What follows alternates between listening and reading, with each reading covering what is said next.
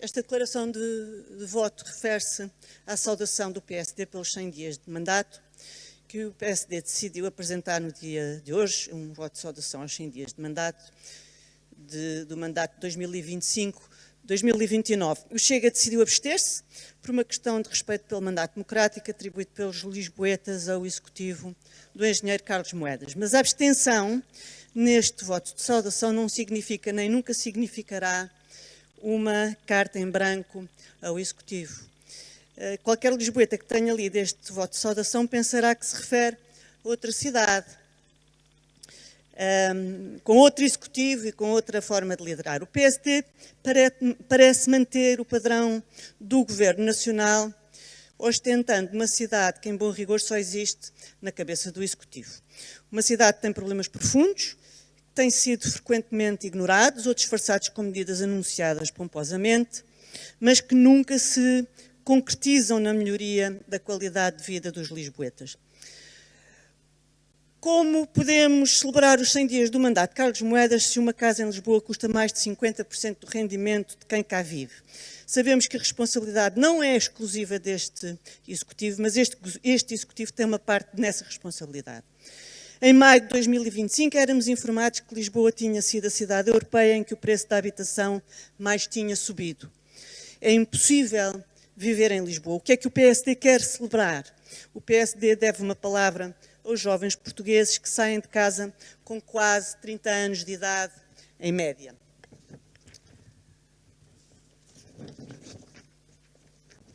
Sobre a migração, soubemos ontem que entre 2012 e 2023, Portugal foi o país da União Europeia onde entraram mais imigrantes. Estima-se que 2 em cada 5 moradores da área metropolitana de Lisboa sejam imigrantes. Sabemos que há lojas ilegais com despesas de manutenção que não se justificam na quantidade de dinheiro que produzem e que claramente não poderiam suportar 3 ou mais empregados. Redes de imigração ilegal foram descobertas em 17 freguesias de Lisboa, sendo que na mesma rua, em 2 apartamentos, havia mais de 4.000 moradores registados. Zonas descaracterizadas, muitos portugueses sentem-se estrangeiros na sua própria casa. O PSD deve uma palavra também a estes portugueses. Sobre a higiene urbana, nem é preciso sermos tão críticos quanto nos capítulos anteriores, visto que o próprio voto de saudação diz que a melhoria estrutural da higiene urbana exige consolidação definitiva, maior eficácia operacional. Contamos com a firmeza deste executivo. E a mobilidade urbana carece de uma abordagem integrada e equilibrada, lê-se no documento de saudação. É uma abordagem sábia à mobilidade urbana, limitamos-nos a concordar. Por isso, o que é que saudamos hoje? O PSD acha mesmo que perante a cidade de Lisboa de 2026 temos razões para celebrar? Muito obrigado, Sr. Deputado. Está no fim? Termina então. Já depois do fim. Muito obrigado, Sra. Deputada. Então pronto. Venho falar sobre urbanismo, aqui com base nesta informação escrita do Presidente, que é o que estamos a discutir hoje. E Lisboa é uma capital marcada por algumas decisões urbanísticas que nem sempre têm privilegiado os interesses da cidade e o bem-estar dos lisboetas. E isso, infelizmente, inclui os próprios edifícios que são propriedade da Câmara Municipal de Lisboa. Muitos desses edifícios, são edifícios públicos, deviam servir a população, por exemplo, para a habitação, sobretudo para a habitação. E, em vez disso, estão abandonados e degradados e muitas vezes sem critérios claros de um destino. São património municipal e deviam ser aproveitados para enfrentar a gravíssima crise de falta de habitação. E alguns desses edifícios estão também a ser utilizados por partidos políticos. Convém termos esta noção muito clara. E muitas vezes são os partidos políticos mais audíveis na crise da habitação e que se apresentam como quem a sabe resolver. Mas, enfim, os bairros históricos, como Alfama, como Moraria ou a Graça, continuam abandonados à desordem, mas agora com a agravante que a própria Câmara parece ignorar o seu papel como administradora responsável do património público. E é um bocadinho contraditório que a Câmara invista em grandes projetos, enquanto os edifícios municipais, principalmente os que pertencem à Gebalis, sim, se encontram degradados. Uma coisa que faz impressão e que todas as pessoas que ali moram se queixam é a frequência com que os elevadores estão inoperacionais. Não só a frequência, como o tempo que demora depois até voltarem a ficar operacionais. E muitas vezes há ali pessoas mais velhas que têm dificuldade em subir e descer as escadas. Portanto, Lisboa precisa de políticas de urbanismo realistas e sensatas. É preciso reabilitar também edifícios privados. E esta é uma parte muito importante, dando condições que sejam necessárias para que a sua execução seja rápida, segura, previsível e financeiramente viável.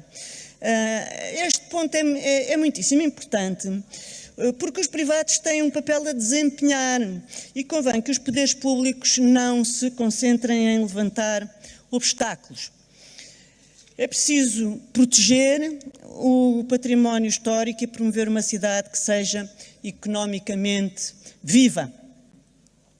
Enquanto opositores, exigimos responsabilidade e firmeza. Lisboa merece ser uma cidade planeada para todos, com mobilidade digna, que também não tem sido sempre esse o caso, e com respeito pelo espaço público, o que nos leva para o último ponto, aqui diretamente relacionado com a informação escrita do Sr. Presidente, que é preciso exigir mais responsabilidade às pessoas que são inquilinos e que usufruem das casas da Câmara, no sentido de lhes ser transmitida a necessidade de manter as casas em boas condições, as casas que elas ocupam, evitando-se a sua degradação e os custos adicionais para o município. Isto é básico e é exigível. Agora, indiretamente ligado com este assunto, parecendo que não se estava a falar sobre isto, afinal estava-se. Eu vou dizer, vou referir-me àquilo que o Partido Socialista declarou aqui de cima, que o engenheiro Moedas conseguiu uma maioria na Câmara em troca de uns lugarzinhos. Ora, estes lugarzinhos são lugares de variação. Os lugares de variação são lugares dignos, Srs. Deputados. São lugares muitíssimo dignos, são tão ou mais dignos, pelo menos, que os lugares de deputados. Portanto, eu pensaria duas vezes antes de me referir a lugares de variação como uns lugarzitos. A não ser que os senhores pensem nas coisas dessa maneira, mas não estendam aos outros aquilo que se aplica ao vosso próprio entendimento do mundo e da política. Além disso, o engenheiro Carlos Moedas tem maioria na Câmara, sim, soube construí-la. Como o Partido Socialista também construiu uma maioria em 2015 e trouxe, com essa maioria, o radicalismo comunista para a esfera do governo. Nessa altura, ninguém se escandalizou com o radicalismo. E convém dizer que o engenheiro Moedas tem maioria na Câmara, mas não tem maioria na Assembleia Municipal, e nós temos aqui o nosso papel. Os senhores não se considerem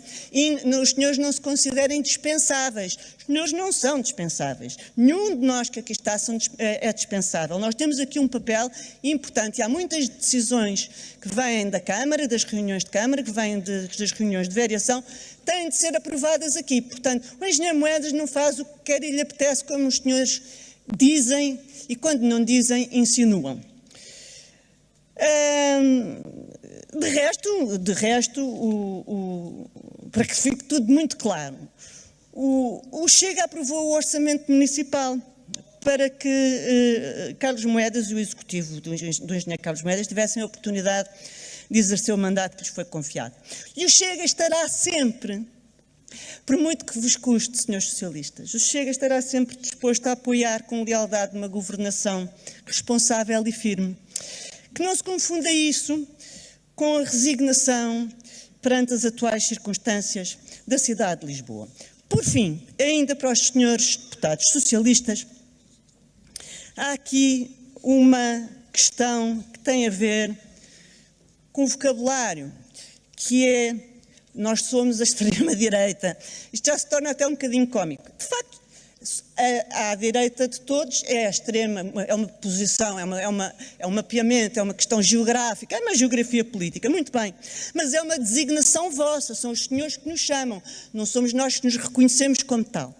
Já os senhores comunistas, com quem os senhores fazem coligações e alianças, designam-se a si próprios como comunistas e apresentam-se como tal, e apresentam-se como herdeiros do comunismo e das experiências comunistas e dos intelectuais comunistas e dos pensadores comunistas e dos artistas comunistas e dos fascínoras comunistas e dos atuais tiranos comunistas, e ainda nesta Assembleia se recusam a votar qualquer documento contra aquelas ditaduras que aqueles nobres deputados municipais apoiam.